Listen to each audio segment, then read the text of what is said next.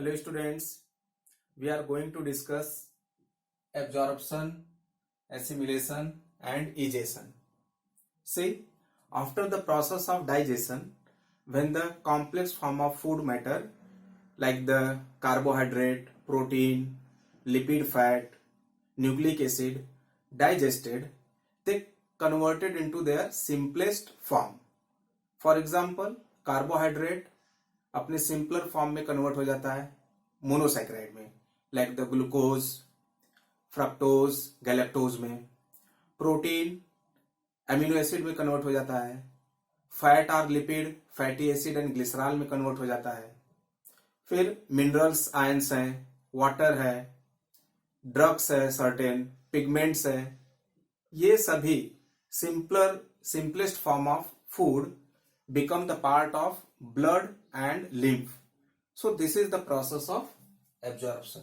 In the process of absorption, the digested food, simplest form of food, the unit of carbohydrate, protein, lipid, fat, nucleic acid, they become the part of blood and lymph. So this is the process of absorption. Clear? See, the process of absorption takes place by three means. पहला है simple diffusion, second active transport और तीसरा हमारा facilitated diffusion. Simple diffusion या diffusion का मतलब होता है movement of molecules of solid, liquid और gas from its higher concentration to its lower concentration. Diffusion के प्रोसेस में कोई भी मॉलिक्यूल्स, चाहे वो सॉलिड का है, चाहे लिक्विड का है, चाहे गैस का है, अपने हायर कॉन्सेंट्रेशन रीजन से लोअर कॉन्सेंट्रेशन रीजन की तरफ मूव करता है. तो इस प्रोसेस को बोलते हैं हम डिफ्यूजन. तो डिफ्यूजन प्रोसेस के थ्रू एब्जॉर्प्शन ऑफ न्यूट्रिएंट्स होता है. ठीक है, तो इसमें सिंपल डिफ्यूजन के through chloride ion, some glucose and fructose का एब्जॉर्प्शन होता है. Clear? Next, active transport. Active transport का मतलब होता है it is energy consuming process. Active transport में एनर्जी कंज्यूम होता है.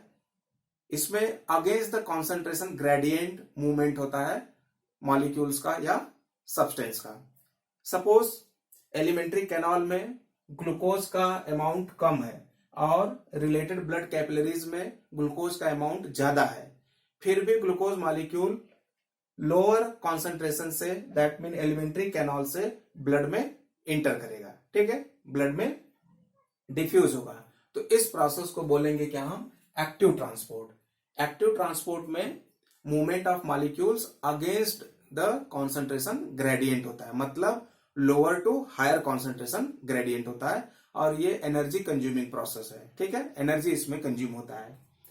तो एक्टिव ट्रांसपोर्ट के थ्रू जो एब्जॉर्प्शन है वो सोडियम आयन का, मोस्ट ऑफ द ग्लूकोज का, फ्रक्टोज का और अमीनो एसिड का होता है. Clear? So amino acids, fructose, glucose and sodium ion are absorb through active transport. Next हम लोग देखते हैं फैसिलिटेटेड डिफ्यूजन. फैसिलिटेटेड डिफ्यूजन का मतलब होता है diffusion through the carrier molecules. किसी कैरियर मॉलिक्यूल्स के साथ कोई दूसरा मॉलिक्यूल अटैच होकर के डिफ्यूज होगा, तो उसको बोलते हैं हम फैसिलिटेटेड डिफ्यूजन. जैसे यहां पे एग्जांपल है sodium ion acting as the carrier and along with the sodium ion some of the glucose and amino acids are diffusing, absorbing. तो इस प्रोसेस को बोलते हैं हम facilitated diffusion. So absorption of nutrients takes place through simple diffusion, active transport and facilitated diffusion. Clear? Next देखते हैं हम लोग मोनोसैकेराइड्स, जैसे कि ग्लूकोज है, फ्रक्टोज है, गैलेक्टोज है, अमीनो एसिड्स हैं, water soluble vitamins like the vitamin B and vitamin C, minerals. ये सभी जो है ब्लड कैपिलरीज में इंटर करते हैं, मतलब ब्लड कैपिलरीज के थ्रू इनका एब्जॉर्प्शन होता है. Clear? They become the part of blood capillaries. They become the part of blood. और fatty acid, glycerol, fat soluble vitamins like vitamin A, vitamin D, vitamin E, vitamin के, ये जो है इनका एब्जॉर्प्शन लिम्फ कैपिलरीज के through होता है। ये लिम्फ कैपिलरीज में इंटर करेंगे, ठीक है, means become the part of lymph. Clear? Lymph capillaries के थ्रू इनका एब्जॉर्प्शन होता है। और लिम्फ कैपिलरीज को ही क्या बोलते हैं हम? लैक्टियल्स। और ये लैक्टियल्स आगे चल करके फाइनली ओपन हो जाता है कहां पे? ब्लड स्ट्रीम में। तो इस तरह से फिर से जो है कि fatty acid and glycerol, fat soluble vitamin, फिर से ये पार्ट बन जाते हैं किसके? ब्लड के। Clear? So in this way fatty acid and glycerol and fat soluble vitamins absorbed by the lymph capillaries, and lymph capillaries, that is the lacteals, finally open into the blood stream and release the nutrients in the blood stream. यहां पे हम लोग देख रहे हैं कि माइसेल्स मतलब क्या? Small fat droplets. क्लियर? ये जो माइसेल्स और स्मॉल फैट ड्रॉपलेट्स हैं, ये थिन प्रोटीन कोट से कोटेड हो जाते हैं और इसको बोलते हैं हम क्या? काइलोमैक्रॉन। तो काइलोमैक्रॉन का जो ट्रांसपोर्टेशन होता है वो लैक्टियल्स के थ्रू होता है, मतलब लिम्फ कैपिलरीज के थ्रू होता है। Clear? So chylomicron are the protein coated small fat droplets and they are transported through the lacteals. यहां पे देखते हैं हम लोग कि different parts of the alimentary canal में कहां पे एब्जॉर्प्शन प्रोसेस हो रहा है। ठीक है? तो मेन जो एब्जॉर्प्शन एंड डाइजेशन होता है वो स्मॉल इंटेस्टाइन में होता है। Small intestine is the main part of alimentary canal where maximum digestion and absorption takes place. तो यहां पे हम लोग देख रहे हैं एब्जॉर्प्शन इन माउथ। तो माउथ में जो है सम ऑफ द ड्रग्स का एब्जॉर्प्शन होता है। क्लियर? एब्जॉर्प्शन इन स्टमक, तो स्टमक में some of the glucose, fructose, alcohol, water और इनऑर्गेनिक साल्ट्स का एब्जॉर्प्शन होता है। Clear? Absorption in small intestine, तो स्मॉल इंटेस्टाइन में तो mainly most of the monosaccharides, glucose, fructose, galactose, amino acids, fatty acids, glycerol, vitamins, that mean water soluble vitamin and fat soluble vitamin, minerals, ions, water, salts, etc. सबका maximum absorption small intestine में होता है।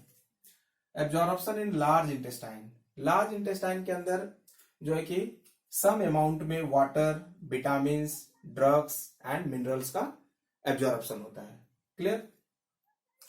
So this is the process of absorption. यहां पे हम देख सकते हैं this is the alimentary canal, a part of alimentary canal, और ये मैंने ब्लैक से रिप्रेजेंट किया है गट वॉल, मतलब एलिमेंट्री कैनाल की वॉल है, गट वॉल है ये। और इस तरह से मैंने ब्लू से रिप्रेजेंट किया है ब्लड कैपिलरीज को, और रेड से रिप्रेजेंट किया है ब्लड कैपिलरीज को, और इस तरह से ढेर सारे hair like, thread like structures बना दिया है, जिसको हम क्या कंसिडर कर रहे हैं? Villi and micro villi. और इसके अंदर मैंने nutrients, glucose, fructose, galactose, fatty acid and glycerol, amino acids, water, ions, mineral, salts, ये सब रिप्रेजेंट कर दिया। दैट इज द फूड हो गया। तो यहां पे हम लोग देख रहे हैं कि जो गट वॉल है, ये गट वॉल जो है कि लाइंड बाई है लिम्फ कैपिलरी से और ब्लड कैपिलरी से। और जो गट वॉल है इसके सरफेस से ढेर सारे thread like, finger like structures arise होते हैं, जिसको हम विलाई या माइक्रो विलाई बोलते हैं। तो ये विलाई और माइक्रो विलाई एब्जॉर्प्शन के सरफेस एरिया को बढ़ा देते हैं, जिससे ग्रेटर एब्जॉर्प्शन होता है, इफेक्टिव एब्जॉर्प्शन होता है। ठीक है? मैक्सिमम एब्जॉर्प्शन होता है। Villi and micro villi increase the absorptive surface area for effective and proper absorption of digested food molecule. Clear? So here we can see clearly that microvilli and villi increasing the absorptive surface area, and these villi and microvilli are lined by lymph capillaries and blood capillaries, and they are helpful in absorption of digested food. Next हम लोग देखते हैं process of assimilation. Assimilation means absorbed nutrients become the part of protoplasm of cells. After digestion, जब food का digestion हो जाता है, उसका एब्जॉर्प्शन हो जाता है, तो एब्जॉर्ब जो न्यूट्रिएंट्स हैं वो ब्लड के थ्रू सेल तक पहुंचते हैं, और एब्जॉर्ब न्यूट्रिएंट्स जैसे कि glucose, fructose, galactose, amino acid, fatty acid, glycerol, vitamin, water, salts, mineral ions, ये सभी प्रोटोप्लाज्म का पार्ट बना लेते हैं। ठीक है। In this way cell undergo the process of growth and development. तो इस प्रोसेस को बोलते हैं हम क्या? एसिमिलेशन। एसिमिलेशन प्रोसेस के रिजल्टेंट ही क्या होता है? बॉडी का ग्रोथ एंड डेवलपमेंट होता है। एसिमिलेशन प्रोसेस में जो एब्जॉर्ब न्यूट्रिएंट्स हैं वो प्रोटोप्लाज्म के पार्ट बन जाते हैं। ठीक है। So this is the process of assimilation. Next, ईजेशन और डेफिकेशन। ईजेशन और defecation means undigested, unabsorbed, unwanted food materials, that is the fecal matter, are released out, thrown out of body through anus. तो इस process को बोलते हैं हम egestion और defecation. Defecation के प्रोसेस में जो अनवांटेड फूड मटेरियल है, जो एब्जॉर्ब नहीं हुआ है, जो अनवांटेड है, जो एब्जॉर्ब नहीं हुआ है, अनडाइजेस्टेड है, there is no requirement of these material to the body. These materials are thrown out of body, released from the body through the anus. So this process is known as the egestion or defecation. So in this way the process of ingestion, digestion, absorption, assimilation and egestion completed.